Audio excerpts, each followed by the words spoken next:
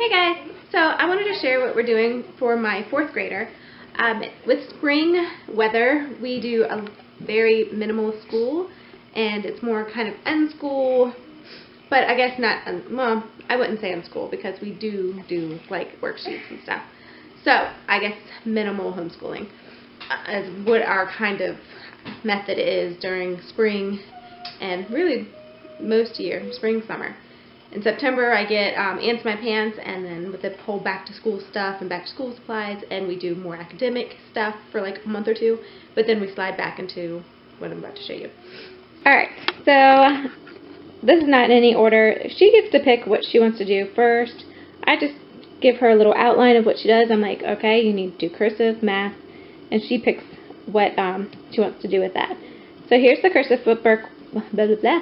The cursive book that we've been using. We've been using this since the beginning. This is the 3rd year. We've been using the same workbook, and we've just been slowly going through it. And now, because we have taken a break from cursive for a while, we're relearning it. So now I will get the whiteboard out and show them how to write it, and I'm adding Kinsey to it. Kinsey's in 1st grade, so they're doing this together.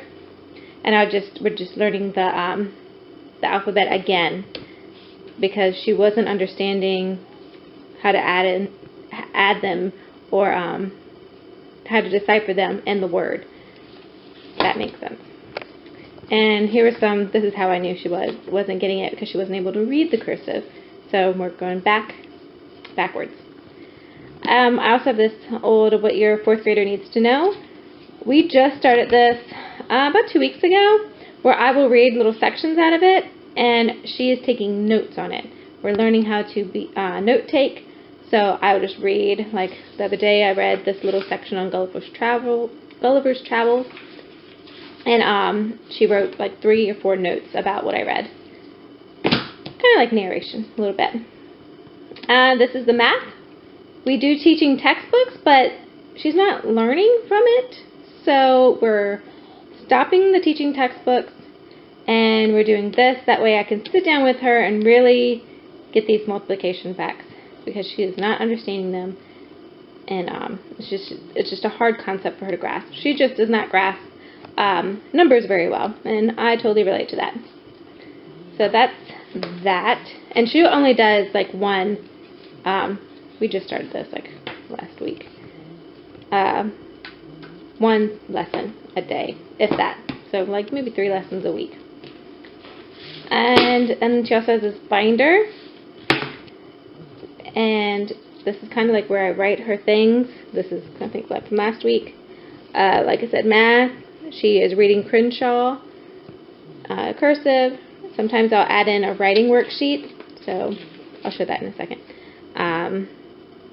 This is when she listened to a podcast and did her note-taking on the podcast. And that's that 4th grade, what you need to know. And these are the stuff that we should do together. So in this, I just add little random. She has her reading log. Just some random math sheets. This is, I think, Mofat Girls. We were reading Percy Jackson, but she wasn't getting into it, so we dropped that. It's the Story of the World maps that we do together, all of my kids. This is the science we do all together. So, this is her writing section. So this is her writing.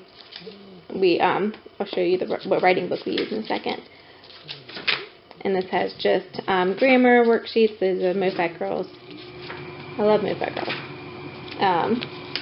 And some Big Life Journal that we add in every once in a while. And I think this was it. Yeah, that's just some extra cursive they had up there. For writing and grammar, we just go, I have flashcards that she says noun, pronoun, and I'll just ask her what they are.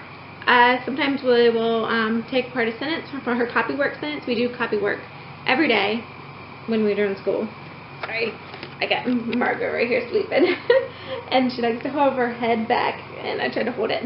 Anyway, so for writing, like I said, language arts, we just go over it, and she does her copywork, and then sometimes I will ask her to like highlight the nouns or underline the pronouns and stuff like that. And then for writing, we do a mixture of Brave Writer Arrows and free writes, Friday free writes, and we're not doing a arrow right now. I think we're going to start one tomorrow. And I also mix in, when we're not doing an arrow, I do this Writing Magic by Gail Carson I don't know how to say her, Levine. And this, I think she wrote Ella Enchanted, which Miette really likes. And it's just talking about writing, and then she gives like some writing prompts at the end of each chapter. And Miette does the writing prompts for a little while. So kind of like a free write. I just give her like 5 minutes, and I'm like, all right, write about this writing prompt that she provides. And the other stuff is just history. I will just read a chapter. That's it. Sometimes we'll do the math every once in a while. And that's something we do together. We do our read-alouds together. We do our science together. And that's just very minimal. It's just usually read aloud. And that's it. I don't add, sometimes I'll throw in some experiments. Sometimes they want to do experiments and they kind of spearhead what experiments they want to do. And I think that's about it. Besides nature study, which is we just go outside and we'll just read books. Like, we just read lots of books throughout the day. And, yeah, that's it for my 4th grader. Easy peasy.